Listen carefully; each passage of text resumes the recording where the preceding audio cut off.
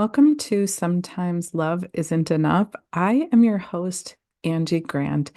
In this podcast, we dig deep into some of our biggest parenting struggles. Oftentimes, those struggles mask themselves as behaviors in our kids, right? That's what we see. That's what we get all fired up about. That's what we end up desperately seeking resources for our kids or punishments or trying to understand what in the world is happening in our home.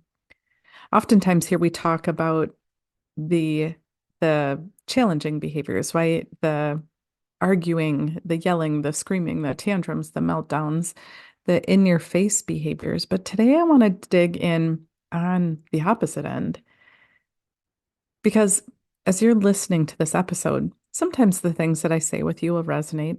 And sometimes you're like, yeah, it'd almost be easier if my child would argue with me or if they would, engage in some kind of behaviors, but my kids are just downright lazy. I don't like using labels. We had a pretty strict rule in our house about no name calling, right? You can talk about how you're feeling. You can describe another person's behaviors, but we don't name call. So lazy is not anything that I ever called my kids to their face or to anybody else. But that idea of having kids who they won't pick up their room, they won't help around the house, they won't engage in activities with the family, they won't get involved in sports, perhaps, or they won't do their homework. Whatever that won't looks like for you in your home, this episode is for you. So, I want to talk about what exactly is underneath this lack of doing, this laziness, as we'll call it here in this episode. I want to talk about what's really underneath that because it's probably not at all what you think. When our kids, or quite frankly, ourselves, are not doing, sometimes it's a choice, right? Sometimes we just need a break. Sometimes we just need to do nothing. But I think that more often than not, more often than we will even admit for ourselves, when we're not doing things, it isn't because we just don't want to. It's because our nervous system is getting in the way. So, what do I mean by that? Well, our nervous system is designed, as we talk about quite a bit here in this podcast, but our nervous system is designed to keep us safe. That's kind of the purest, most simple way to describe it. It's designed to keep us safe. Originally, it was designed to keep us safe from real dangers, bears and tigers and all, scary things, right? That's what it was originally designed for, just like other mammals. Today in our society, at least here where I am in the Midwest, there aren't a ton of fears like that, right? Perceived threat is different than actual, real life-threatening situations. In my everyday life, I have very few, if ever, life-threatening situations. Probably a car accident is probably the scariest, right? Yet my brain responds in fight or flight mode on a regular basis to things such as fear of being ridiculed, fear that I won't be good enough, fear that I haven't prepared enough, fear of what people will think, right? And I like to think that I really don't care what other people will think. But this isn't a logical thing that my brain is doing. It is a nervous system response. And the same is true for our kids. It actually starts when our kids are young, when they're little. When we as parents or other caregivers in our kids' lives start giving them feedback about whether or not they're good or bad, or trying hard enough or not trying hard enough, or that they have made a mistake. These pieces of feedback create a space where our kids can develop a story in their nervous system, not in their mind. I mean, part of it's in their mind, but in their nervous system about safety.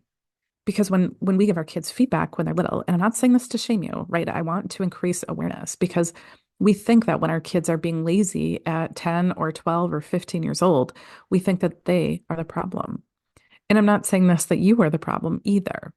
What I'm saying is when we have this awareness about what is really underneath that behavior, it helps us make decisions about what we do about it.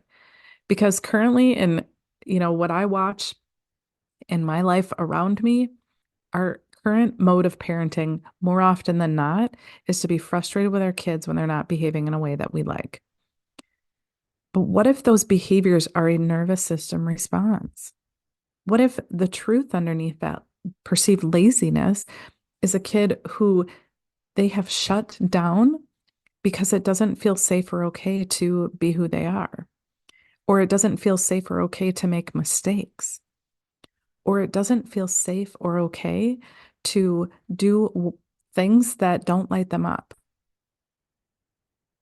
And I know life isn't all sunshine and daisies, right? Like I'm not naive to, what real expectations there are in the world. But here's what I know about the way that we are designed as humans. When I look through the lens of human design, we all come into this life situation with energetic needs. There's energy that we put out into the world and energy that we pick up from others. And we're all so incredibly unique. But when our energetic needs are not met, then it gives feedback to our nervous system that it isn't safe or okay. It gives feedback to our nervous system that there's a mismatch. And then we try to figure it out or we try to respond differently. So let me share some examples. One example being that a projector type, right? So both of my kids are projector types, and that energy type needs to feel recognized. They need to be invited, they need to feel recognized, not just because it's nice to do, but because it turns on their energy. It engages them in life and what's happening.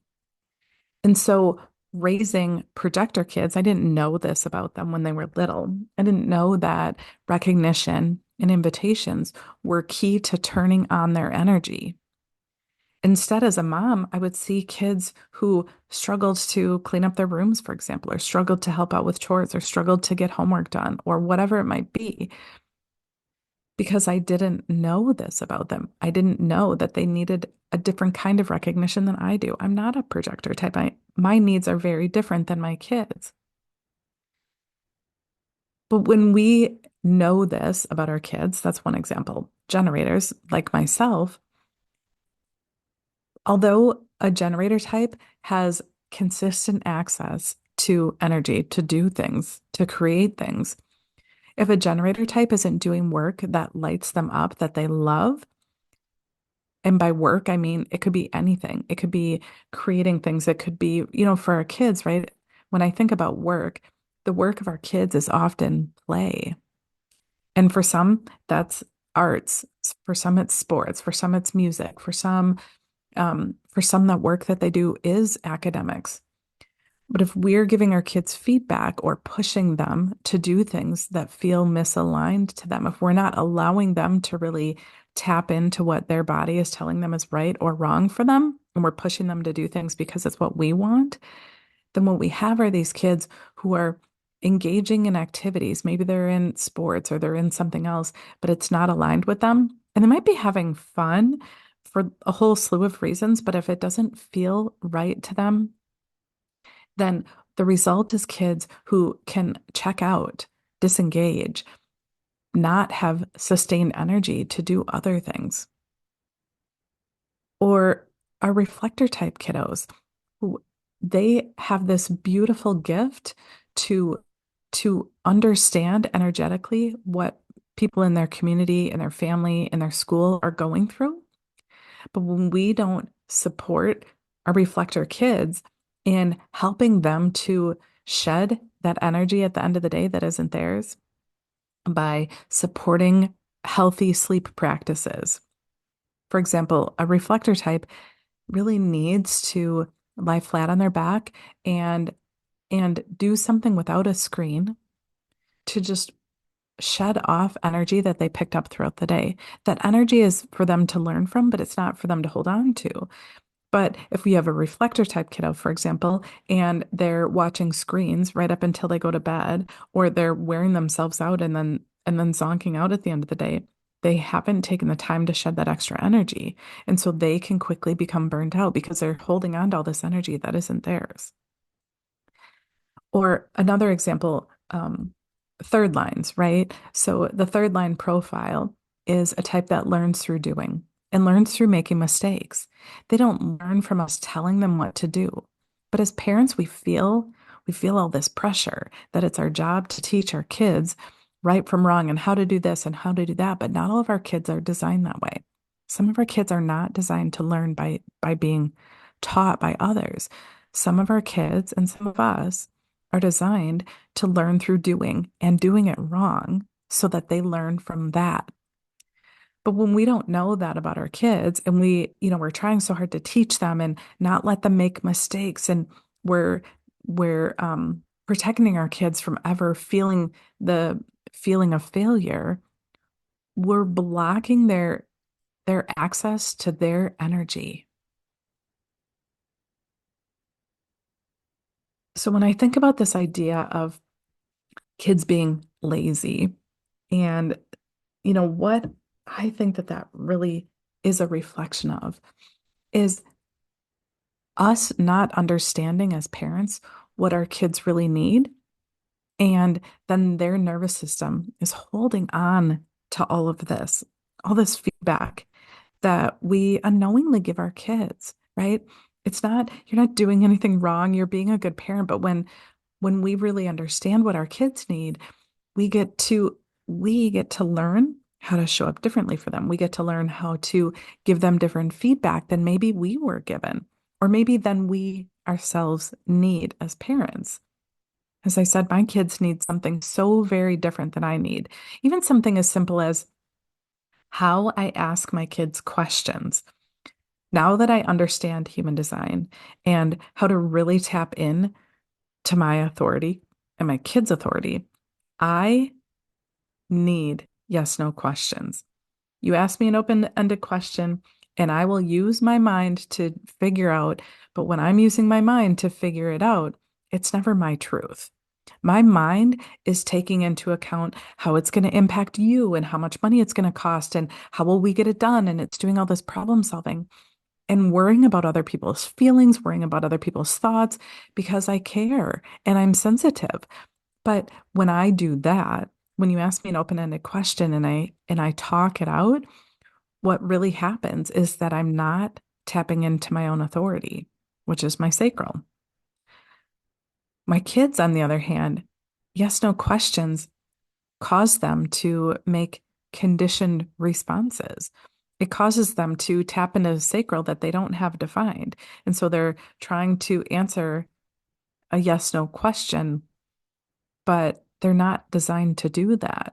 And so understanding this about my kids, and both my kids then have different ways of coming to their own truth, right? One talk it out, the other one really has to trust their gut or trust their splenic response, not their sacral, has to trust their splenic response, which is so different. They're so different than each other, right? But me, when I know that about my kids and I revert back to asking them yes, no questions, I I keep working on, oh, wait, that yes, no answer that I got there might not have fully been their truth.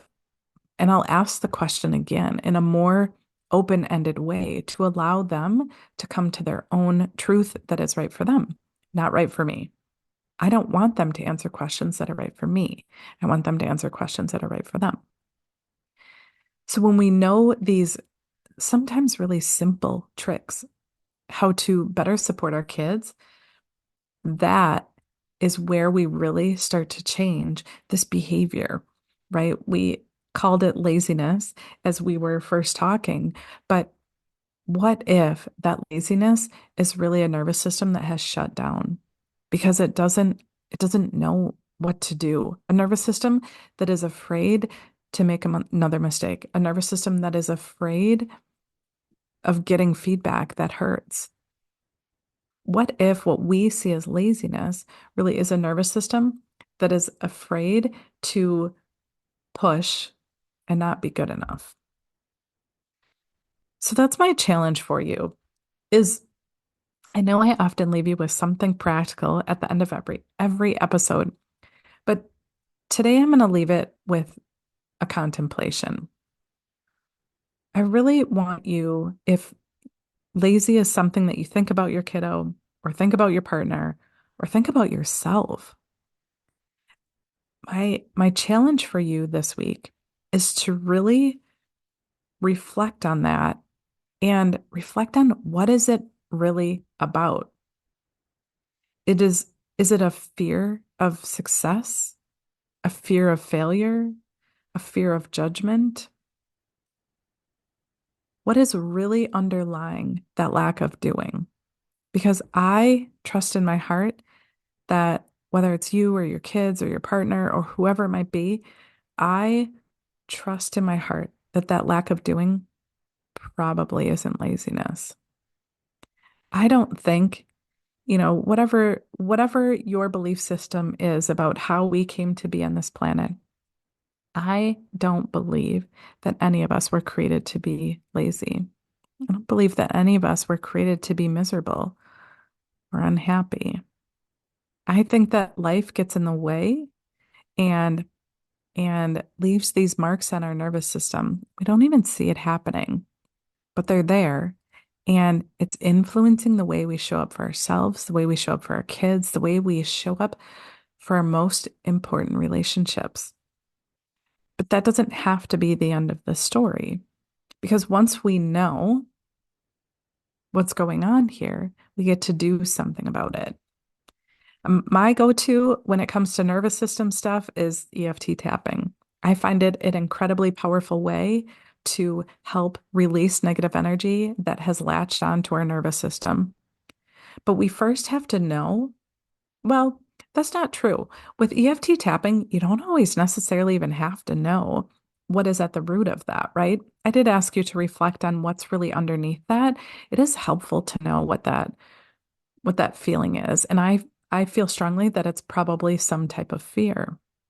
When we know what that fear is, when we can name it and then use a strategy such as tapping, or there are lots of other amazing nervous system regulation tools out there, but when we can then use a tool to help kind of pick that piece of the story off of our nervous system and create a nervous system that is calm and regulated and not holding on to fear for things that aren't true.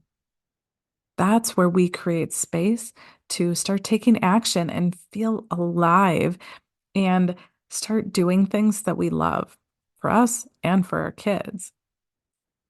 So, if you're not quite sure where to start, you are stuck in trying to understand what that fear is or how in the heck do you even figure it out, I would love to chat with you on a connection clarity call. It is a free 30-minute call. It is definitely a no pressure call. I don't want to pressure somebody into working with me that isn't ready, but I do create space and I do an assessment to help you see where you're stuck. And then I offer solutions and you decide if it's right for you or not. So that's what I have for you today. I would love to hear your thoughts about this concept of lazy and how it's related to our nervous system. And until next time, be well and take care.